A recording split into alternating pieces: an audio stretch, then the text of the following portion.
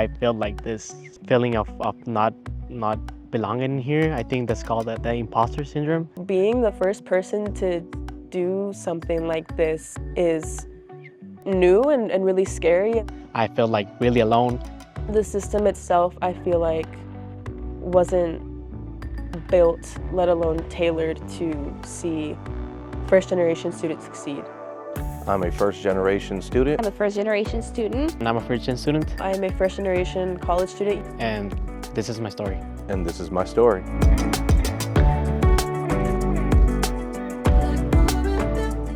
Being a first-generation student means that I'm breaking a lot of barriers for generations to come. I'm breaking a lot of curses, whether it be personally, academically, and just kind of breaking this tradition and mindset that Latinos were not made for college and that we can't go to college and, you know, that we're better off doing something else. Like, I love that I'm a part of that sort of resistance of being something more than what the world around me is trying to tell me. It's planting seeds in a garden you never get to see. So I'm not just doing this because I'm the first one, but I'm doing it for the many generations to come. My grandparents are immigrants from Mexico, and they didn't get to have that college experience. You know, they have an elementary education. And my parents, you know, stopped going to school after like high school, and then they decided to start a family.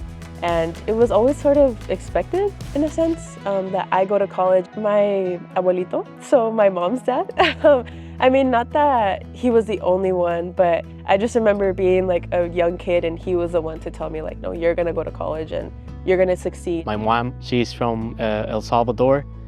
She was immigrated to Mexico, and she had like this rough and long pathway, but she was able to, you know, pursue a higher degree. She has always been my biggest supporter. She's always like, okay, you know, this is what you're gonna do.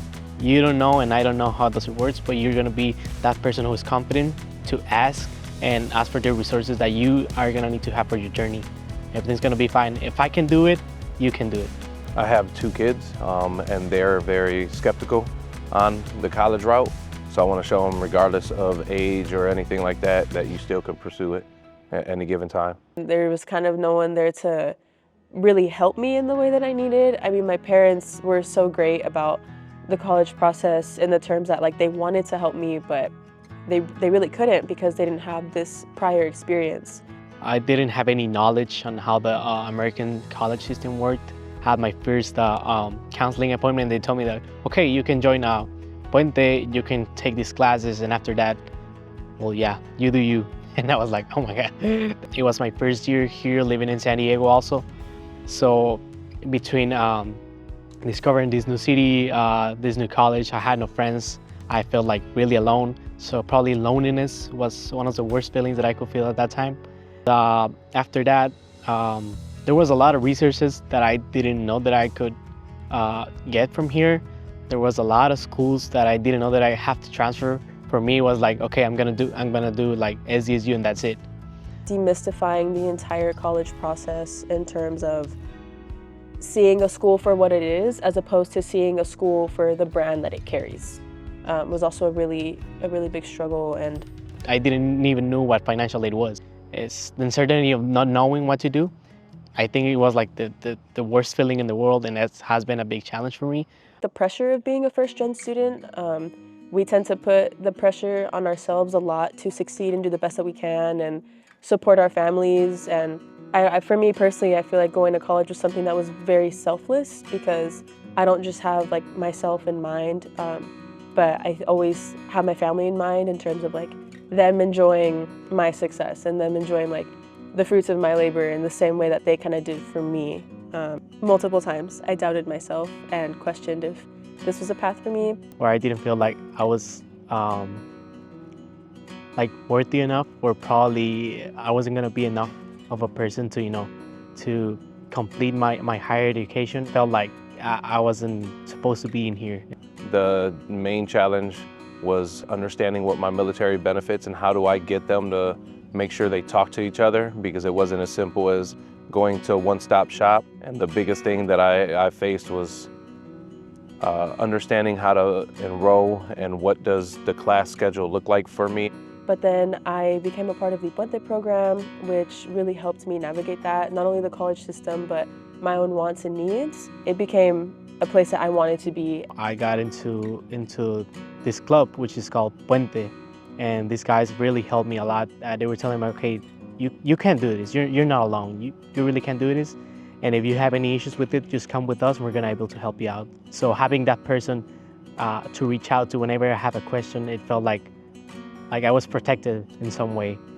I started networking with a lot of professionals in the area in San Diego who are also first-generation students, like lawyers, prosecutors, DAs, judges, for 20 plus years. So they offered me a lot of insight, and it was nice to find that community in San Diego. After that, I really gained a lot of confidence.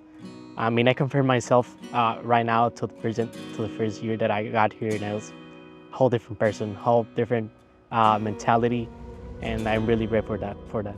The biggest factor that helped me through it was my wife, because she's still active Navy. Her showing me that she can not only serve and still come in and do the college route, and it's our journey together that we're able to see it and go through it and help each other. And then the other factor was the Veteran Center that the college offered. There's countless amount of people in there that's willing to cheer you on your corner, that pushes you through it.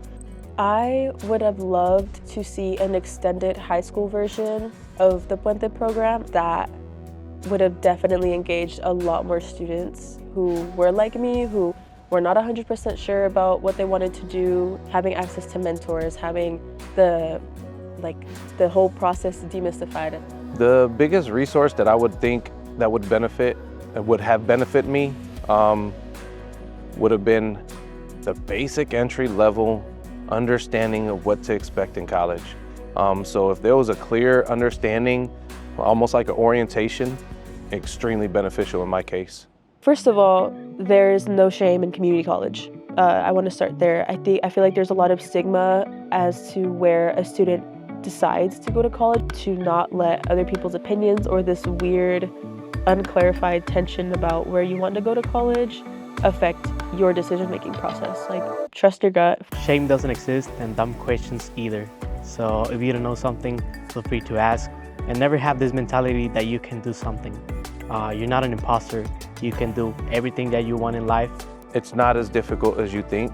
The first initial step is the hardest step. Any steps after that, it gets easier, and it's short-time hardship, long-term success. I know that community is such a big thing for all of us. Wherever you end up going, it's going to come with its own hurdles, but I want you to know that you got it, and you are so much more than capable and deserving of taking up space in higher education and in an institution. You belong there, and again, you are just more than capable of succeeding. So don't let no one get you down. I'm a first-generation student. I'm a first-generation student. I am a first-generation college student. And I'm a first-gen student. Because your story doesn't end there, it continues.